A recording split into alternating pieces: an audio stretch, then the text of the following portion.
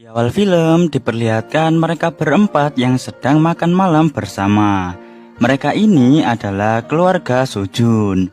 Jadi Sojun ini memiliki dua anak yang bernama Minso dan Yunjo.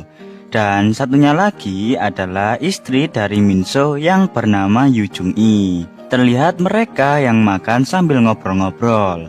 Di situ Sojun menyuruh Yunjo agar cepat-cepat mencari pasangan. Karena ia sudah didahului nikah oleh Minso. Jadi Yunjo ini kakaknya Minso yo. Di situ Yunjo malah menanggapi ayahnya dengan sedikit bercanda. Karena mungkin ia malu ayahnya bicara begitu di depan adik dan istrinya. Jadi Yunjo ganti menyindir ayahnya kalau setiap kali lihat wanita cantik pasti pikirannya pikang anget terus. Wah, kurang ajar banget nih anak. Keesokan harinya terlihat Yu Jung-i dan Minso yang akan pulang ke rumahnya. Karena cuti kerja mereka sudah habis. Sojun lalu memberi Yu Jung-i uang segepok untuk beli es krim. Sebenarnya Yu Jung-i menolaknya.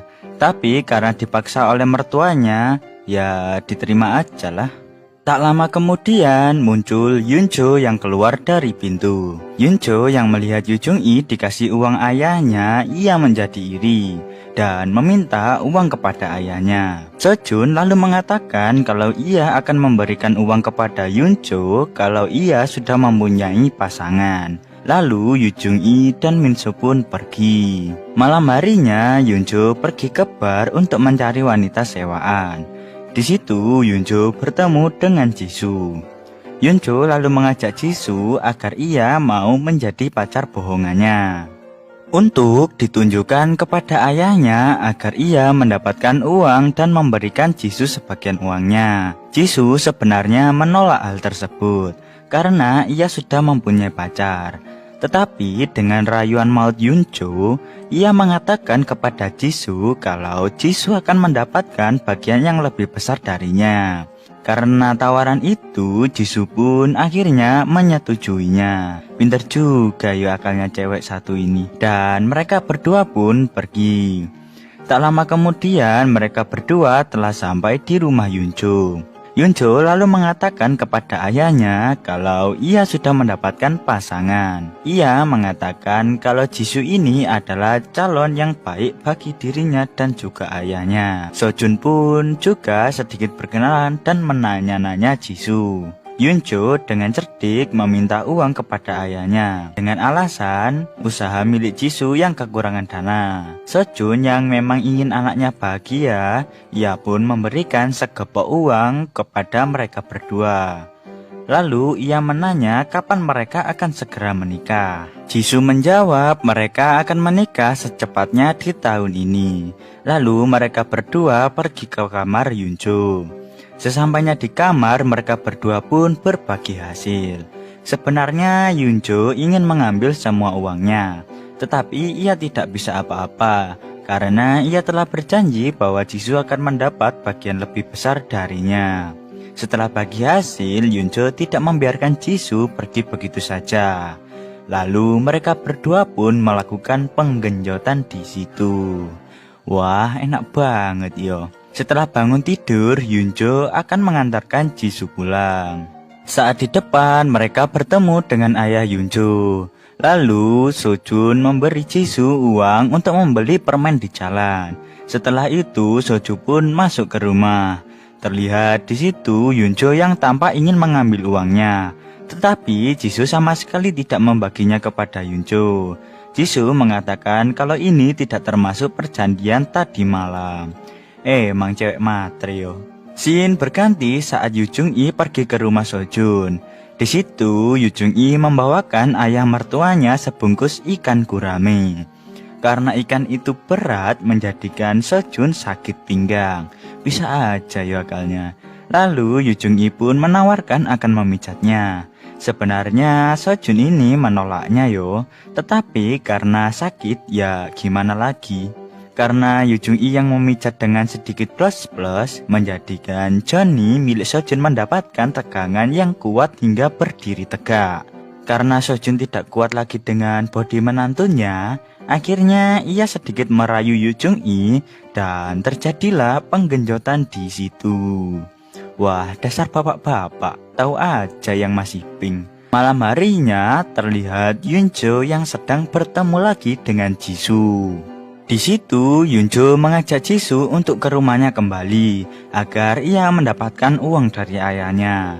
Karena uang semalam udah habis buat beli anggur merah. Tetapi kali ini Jisoo menolaknya. Karena ia sudah punya pacar dan takut kalau pacarnya mengetahui akan hal ini. Yunjo berusaha untuk meyakinkan Jisoo. Tetapi usahanya sia-sia karena Jisoo tetap saja menolaknya. Udah dapat uang, malah pergi. Saat Yunjo pulang ke rumah, ia menemui ayahnya di ruang tamu. Lalu Sojun menanyakan di mana calon istri Yunjo. Yunjo mengatakan kalau Jisoo sudah selingkuh darinya. Sojun yang mendengar hal itu menjadi marah kepada Yunjo. Sojun menanyakan kenapa hal itu bisa terjadi. Yunjo beralasan kalau Jisoo selingkuh dengan orang yang lebih kaya darinya. Yunjo sudah berusaha mengajak Jisoo untuk berbaikan, tetapi Jisoo malah meninggalkannya.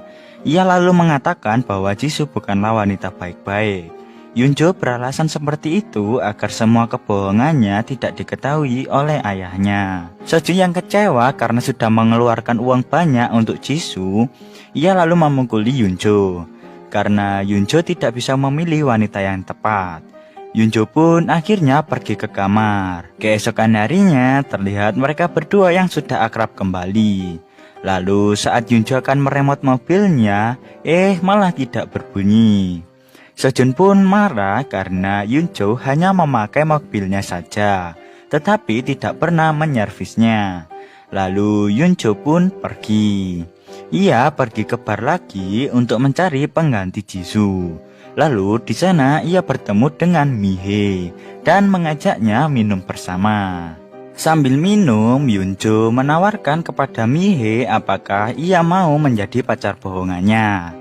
Nanti ia akan mengasih Mihae uang yang akan diberikan oleh ayah Yunjo.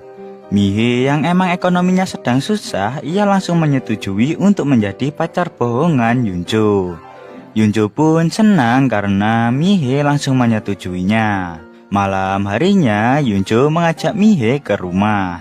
Yunjo menyuruh Mihae agar berperilaku sopan supaya terlihat seperti wanita baik-baik. Sojun pun menjadi terkesima dengan calon menantunya tersebut. Dan lalu Mihae memijat pundak Sojun yang membuat Sojun sangat bahagia. Saat mereka di kamar, Yunjo memberikan uang sebagian untuk Mihae. Lalu Yunjo mengajak Mihae untuk bergenjotan.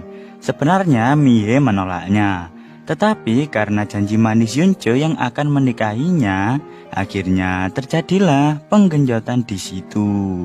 Wah, janji manis anak muda nih yo. Keesokan paginya Mihae menyiapkan sarapan untuk Sojun dan Yunjo. Sojun yang melihat perbuatan Mihae, ia menyuruh agar mereka berdua segera menikah. Mihae pun menjawab mereka akan segera menikah tahun ini. Lalu Yunjo berpamitan ia akan keluar sebentar. Scene berganti saat Sojun di kamar. Tiba-tiba Mihae datang dan ia akan membersihkan kamar Sojun. Karena Mihae bersih-bersih sambil cendah-centit, menjadikan Johnny Sojun tidak terkendali. Sojun pun menerkam Mihae dari belakang dan terjadilah penggenjotan di situ. Wah, udah tua dapat aja yang pink-pink. Saat Yunjo pulang, ia melihat ayahnya dan Mihae yang sedang duduk bersama sambil senyum-senyum.